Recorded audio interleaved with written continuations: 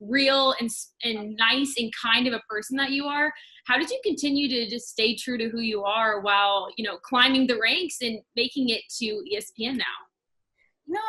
Well, first, thank you. You're going to make me cry. I seem like an emotional mess. Thank you so much. No, I think it's just the way, it's so corny, but like, treat people how you want to be treated, right? And I've been treated so well by some people. Sometimes I have not, but I think that just makes you appreciate when people do treat you nice. And then the whole thing about, I've had a lot of being yourself, right? Yeah. That's the best advice everybody gives you, and like that's what you need to be. But sometimes it's so tough with all these factors, and I think just honestly, truly being myself, and just here's what I got, here's who I am, and if you, it comes back to you, and that's what I've been so lucky to meet people that are like that. And at the end of the day, we're all the same, right? We're just different job titles, and at the end of the day, I put my pants on the same way you do. So I mean, granted, I'm at ESPN. I'm not, but it's, you can be here. Yeah. I mean, it's something that anyone could do. So just appreciate kind people, and it makes me want to be kind again. I love that. Okay, so ESPN right now, no sports, obviously, but what has been huge is The Last Dance. What have been your thoughts on The Last Dance so far up to this point? It's like, if school was like this, I would have been a straight A student, right? Like, I'm learning so much, and I want to watch, and like, it's been awesome because you've heard of these things, you've heard of these games, you hear people talk about it, but then seeing it from his point of view and all that footage, I've learned so much. I'm so sad it's coming to an end this weekend. I'm not ready either, but it's so cool. It motivates you. And what's one thing that stood out to me when Michael Jordan said the thing about he plays every game as if maybe there's somebody in the stands that has never seen him played. That fueled me up. I'm like, I'm gonna do the best in every show and interview. Like, if nobody knows who the hell I am or what I'm about, and I just think it's crazy, just the mindset that he has in everything he does. He just wants to be the best. And he was only in, people, rag on him for going to baseball, but it's like, he's only there for a short amount of time. I mean, it usually takes kids years to make it up to the majors. And they were like, if he would have stayed just a little bit longer, he would have been in the majors. Yeah, Francona said that. And just to have that courage, man, that courage to like go against what everybody's telling you, what is right. You know what I mean? Like that speaks a lot. It's awesome. I love it. I love it. It's so special. I love it. So what are some of your favorite documentaries just from ESPN? Oh my God, all the 30 for 30, you know what? Those are so well put together. And that's one thing that I want to like maybe not make it a goal. I don't want to transition just to that, but like make it a goal to learn from those producers, those reporters, like a Tom Rinaldi. Jordan Japp, the way they ask these questions and the way they get people to answer things and how they formulate a story. I do love the 30 for 30s. Those are my favorite. Detail as well. I have seen the Peyton Manning ones, and honestly, ESPN Plus content, not because it's ESPN, but it's really good in the way they. Really good. Here's the thing, what I love about it, that they don't just put out material to put out material. They put material that teaches you that you learn something that makes you smarter or gives you something back, and you're not just wasting 30 minutes or an hour. Like, you're learning something, and I think that's what we've been trying to do mostly right now with the pandemic. They cut a couple sports. So we used to have a lot of sports centers in the morning, 7 to 10, and then 2 extras in the morning. And they cut them, and they're like, listen, we don't have a lot of sports leagues going on. I mean, we just got the Korea baseball now, but you know what I mean? We can't just give the viewer anything to throw anything. Like, we have to have a reason, and we have to be smart and teach the viewers still, even though we don't have. So that's why we've seen like only 2 sports centers, or so they're cut. But when the leagues start opening up again, if they do and starting, then we'll have more sports centers again. It's going to be so special, right? When everything is back to normal. And it's crazy because people, use sports as a way to kind of get out of their everyday lives and, relax and just kind of escape for a little bit. So what do you think that time's going to be like when once MLB's back or one sport is back? What is that going to do just to society? I think we're appreciating it more, right? Like, makes the part grow fonder. Like, even with the UFC, I have a lot of UFC fan friends that are not fans. They're watching, and they're like, we just want to see live sports. But I think it makes you appreciate more a little bit just being able to go to a stadium, or like for you reporting, like, I mean, how's it going to be against sideline or being there? Like, it makes you look back and appreciate what you have. And if we have to work during this time, I appreciate it so much, and I'm so thankful for it. But I think just grateful that they're back in general. That would be amazing. So when you look at the sports you cover now and what you covered in Miami, what are some of the what are some of your favorite memories of sports you've gotten to cover? And for right now, what are your favorite sports and leagues to talk about? So right now, I'm actually, don't think I'm a bandwagon, but I love UFC and boxing right now. I've had the opportunity to cover several boxing events, but the one I just did was Fury and Wilder. And I'm telling you, I was telling somebody, it was like it was the best experience of my entire life at ESPN, I think. Just the access, the way, we have a really amazing boss, Mike McQuaid, and the way he sets all of his anchors, reporters, staff to succeed. It's not like we were working with Fox in this one, so it was two different complete worlds, but we came together as one. And the way that our boss set us up to succeed was amazing. But then also you get this access, being that we're top rank, and we're with top rank, we have that access to the boxers. It was amazing. And I did that, and I covered I was literally right there. I was crazy. I covered that, and then 2 days later, it was for MLS, I had to interview David Beckham. So then my boss is like, so you were telling me it was the best experience of your life. Are we still there? I'm like, nope, you're scratched out. David Beckham. Oh, that wins. That wins. That was amazing. But that wasn't even ESPN. It was MLS. I think it's cool how ESPN's really taken over the UFC and fighting and broadcasting it more. It's giving these guys way more publicity and airtime. Yeah, and right now, I mean, they're taking it. They're the ones that they've had 3 fights in 8. Well, they're gonna have their next one on Saturday, but 3 cards in 8 days. The first one did great. The last night's was pretty awesome. It lived up to the hype. So they've had. I'm glad for the fighters, because these fighters survive on these fights, and it's good to see that they're getting what they deserve with the spotlight and recognition.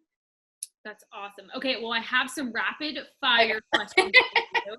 Okay, who is your favorite player ever? I have to. Okay, so it's Roberto Clemente. I love him, Robert. But then I love Nolan Ryan. So I'm between those two. But then I need to get a new one. But where's my phone? It's here.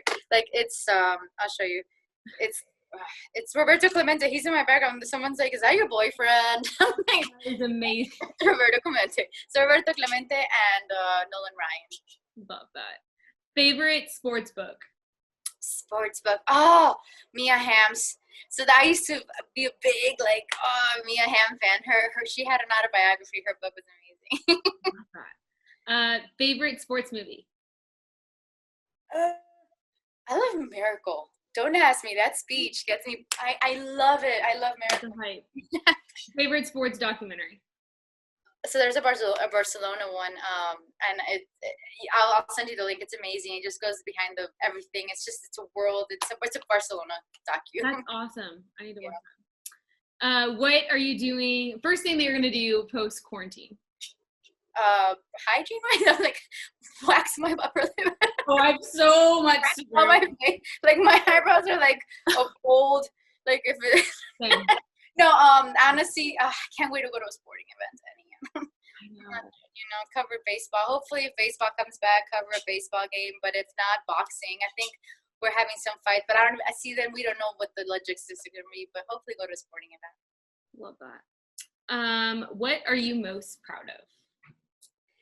I am most proud of being a Hispanic woman representing in the platform that I'm in English, because we do have ESPN Deportes, but it's I'm like, we don't have any other Latinas anchoring SportsCenter right now, and I look at it and I'm like, and then I'm like, stop. But it's unreal. It's awesome.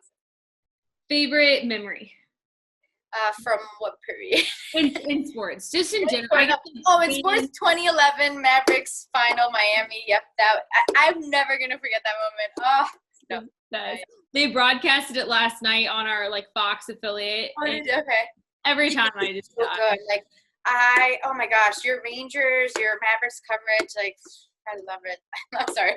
My first guest, when I did started this podcast in quarantine, was Mark Followell, and I've just always looked up to him, and we just talked for an hour just about 2011. It was amazing. It was amazing. Okay, and some fan questions. Someone asked, what was the influence that your mom had on you wanting to get into the broadcast industry? Oh my gosh, it was everything because, like I said, like growing up with her, you saw that. I just saw how much it meant to her to be. She's like, look, you are the eyes and ears of people that can never, not me say could want to be where you're at, could maybe never be at an event that you are. So when you're there, take it seriously and enjoy it, but take viewers to where they can be. You are their eyes, and just her passion about that, like, and that's a responsibility, and it's one that I love because we as journalists, we have that to tell the people that, and it's such a privilege to be the first or to be there to report to others or to show others like what we're doing. Absolutely. Favorite part of your job?